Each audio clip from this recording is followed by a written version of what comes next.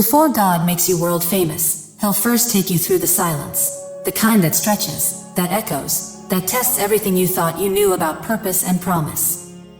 It's in that quiet space where the crowd disappears, where your phone stops ringing, where your name is forgotten by the world, but whispered by heaven.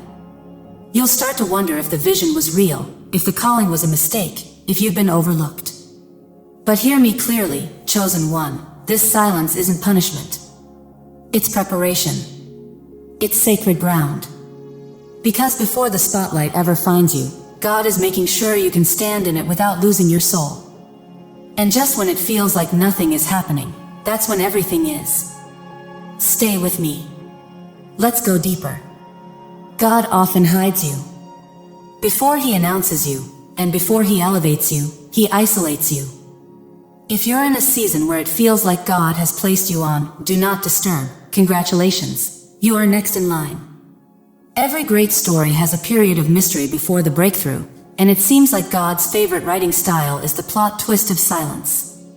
Just look at the pattern. Before Michael Jordan became a legend, he was cut from his high school basketball team.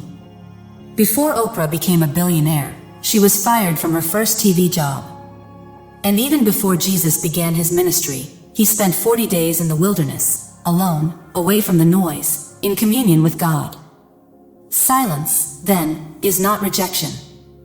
It's divine preparation. Still, let's be honest, silence can feel like being ghosted by heaven.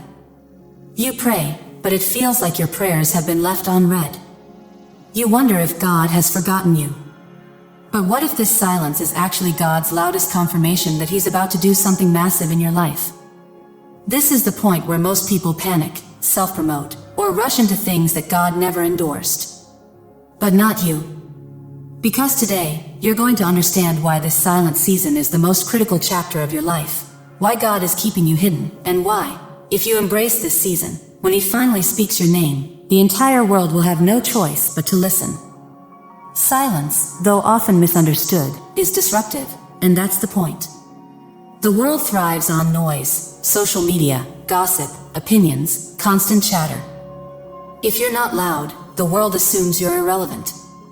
But when God is preparing you for something greater, He does the opposite. He pulls you back. He silences you. And that silence starts to make people uncomfortable, not because they care, but because they can no longer figure you out. When you stop oversharing, people grow suspicious. When you stop entertaining trivial conversations, they think you've changed. When you withdraw, the very ones who once ignored you suddenly begin to pay attention. Why? Because your silence forces people to question what's happening behind the scenes.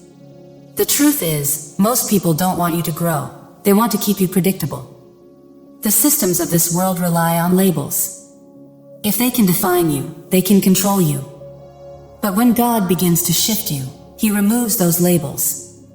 He makes you unreadable, mysterious. And your silence becomes a problem, not for you, but for those who are comfortable keeping you small. It means you're no longer operating on their level, you're no longer easily influenced or seeking validation, and that deeply unsettles those who only feel powerful when they can define others. Your silence brings resistance because it disrupts the roles people were comfortable playing in your life. Some will try to pull you back into old patterns or meaningless drama.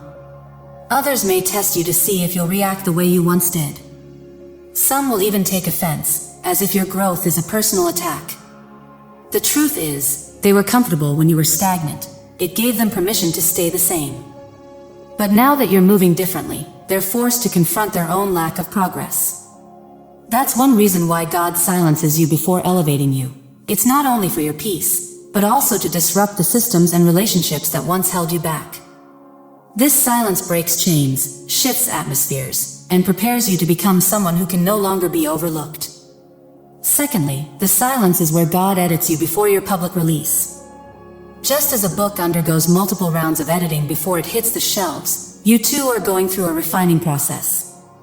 The author may have a powerful message, but if the book is released too soon, full of errors and underdeveloped ideas, it won't have the impact it was meant to have. In the same way, if God elevated you prematurely, raw, unfiltered, and unhealed, you wouldn't be able to carry the weight that comes with your calling. The pressure, the criticism, the unexpected responsibility would crush you, not because you're not gifted, but because you're not yet fully prepared. The unedited version of you still reacts too quickly, still craves validation, still struggles with doubt, and may carry unforgiveness. If you were to step into the spotlight with unresolved wounds, those issues wouldn't stay hidden, they'd be amplified. The bigger the platform, the greater the exposure. That's why God is taking his time with you. People don't see the editing process, so they assume nothing is happening. They question why you seem distant, why you're not making moves, or why you haven't made it yet. But what they fail to understand is that the longer God works on you in private, the greater your impact will be when he releases you in public. Some rush their process out of desperation for attention, only to be torn apart because they weren't truly ready. Their foundation wasn't solid, and God loves you far too much to let that be your story. This silence you're experiencing isn't punishment, it's preparation. God is removing what could destroy you, strengthening what will sustain you, and refining what will set you apart. He's making sure that when your moment comes, you won't just impress people, you'll transform them. And when he finally releases you, there will be no doubt that you were chosen, built for this, and sent with something powerful to say. Here's the third truth: if you can't handle isolation, you won't survive elevation. Many people believe that fame or success will fix everything, that once they're known, everything will fall into place. The respect, the love, the validation. But fame doesn't heal, it exposes. Whatever insecurities, fears, or weaknesses exist in the quiet will only echo louder in the spotlight. That's why God isolates you before he elevates you. It's not cruelty, it's mercy.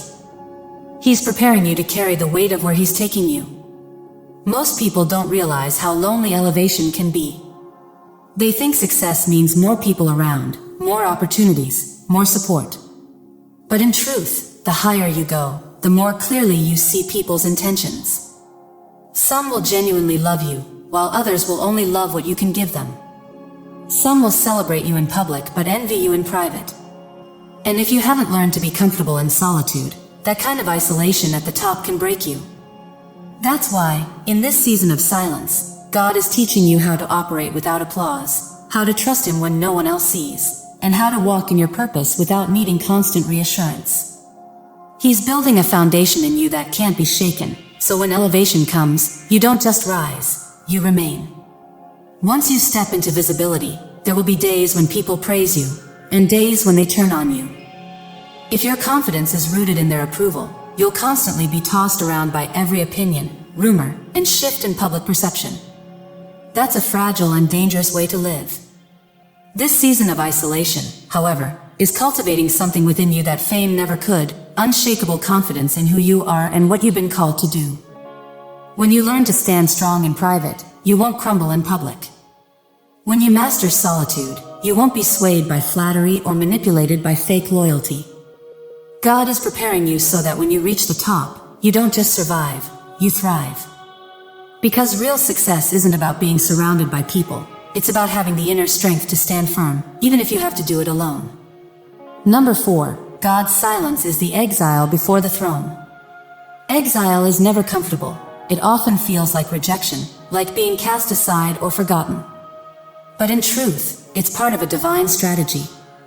Before God elevates you, he removes you, not to punish you, but to protect what he's developing within you. He knows that if you remain in the same environment, around the same people, with the same mindset, you won't grow into the person he's called you to be. Look at the story of Joseph. God gave him powerful dreams of rulership, visions of a great destiny, but before the throne came betrayal, slavery, and imprisonment. Why? Because the throne required more than just dreams. It required character, humility, and endurance. The exile was not the end of the promise. It was the process that shaped him to be worthy of it.